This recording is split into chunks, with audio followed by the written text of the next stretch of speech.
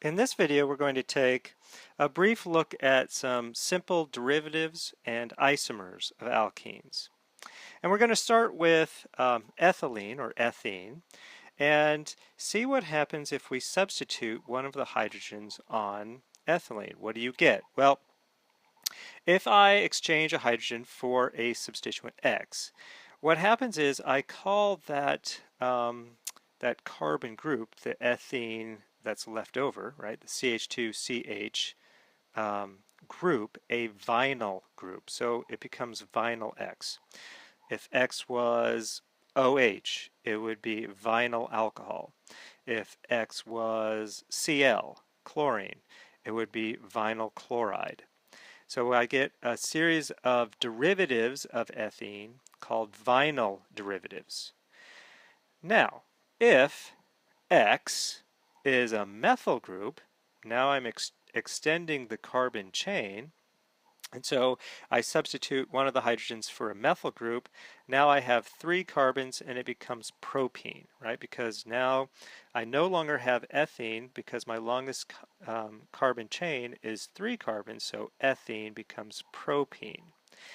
And of course, now I can think about derivatives of propene, and I see that there are actually 4 different types of hydrogens on propene. So the 4 different types of hydrogens, because there isn't free rotation, the 2 hydrogens on the left-hand side are actually different from one another.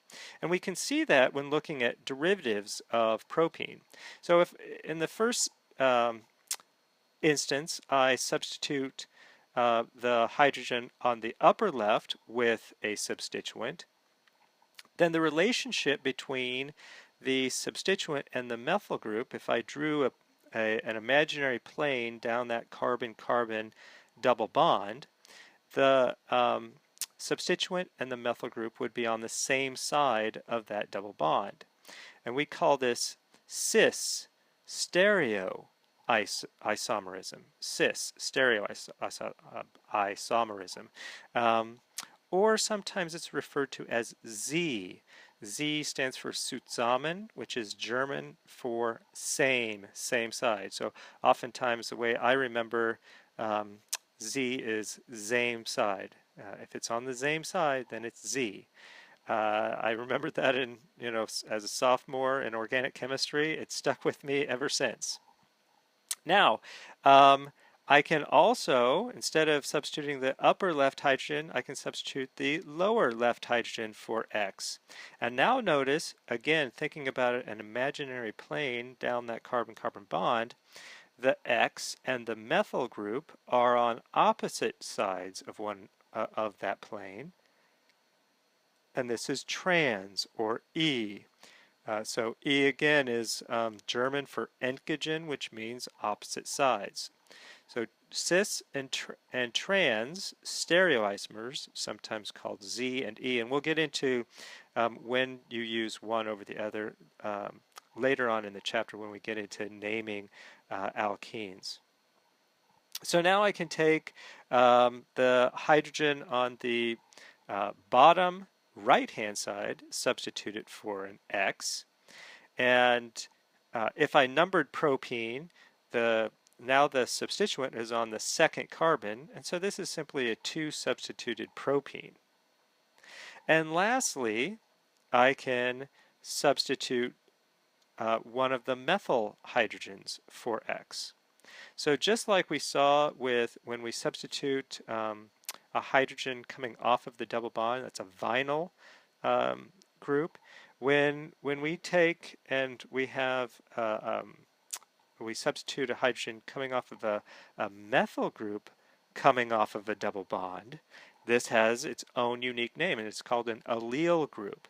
So we have vinyl groups and we have allele groups. Again, if X was OH, we'd have allele alcohol. If X was chlorine, we'd have allele chloride. So vinyl and allele are special substituents associated with that one, each one has its own particular structure that's related to it. Now, just like I substituted X, if X was a methyl group on ethene, I get propene. If X is a methyl group on propene, then because there are 4 different types of hydrogens, you get 4 isomers of butene.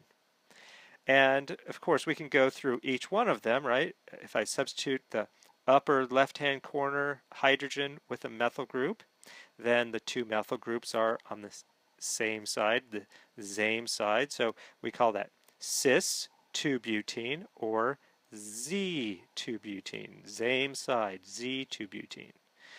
Now, I can also substitute the bottom left hydrogen for a methyl, and now notice the 2 methyl groups are on opposite sides of that imaginary plane, and so I get trans-2-butene or E2-butene, meaning opposite sides. Thinking about substitution, if I substitute the hydrogen on the lower right side, I get another isomer of butene. This is sometimes referred to as isobutene, but in terms of IUPAC nomenclature, which we'll get into in just a little bit, it's called 2-methyl propene because the longest continuous carbon chain is now only 3 carbons. It's not 4 carbons long, it's only 3 carbons. And then lastly, if I substitute one of the methyl hydrogens for a methyl group, so now I have a CH2CH3, again, my longest continuous carbon chain is 4 carbons still, and the double bond is in between the first and the second carbon, and so this becomes 1-butene. And we're going to explore how you name larger alkenes in just a little bit.